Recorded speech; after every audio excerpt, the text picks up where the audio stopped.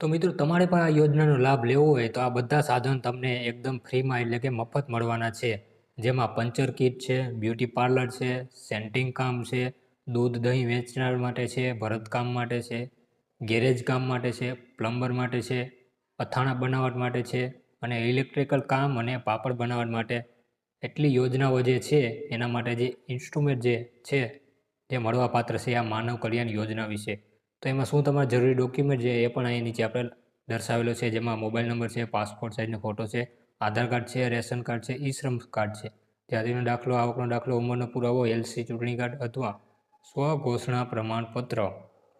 મિત્રો આટલી વસ્તુ છે તમારે જરૂર પડશે આ યોજનાનો લાભ મેળવવા માટે. અને આ યોજના તમે ઈ કુટીર નામની વેબસાઇટ ઉપર જઈને એપ્લાય કરી શકો છો. અને આપણા ચેનલમાં આનો ફૂલ વિડીયો પણ અપલોડ કરેલો છે, તો એકવાર તમે આપણા ચેનલમાં જઈને ચેક કરી શકો છો.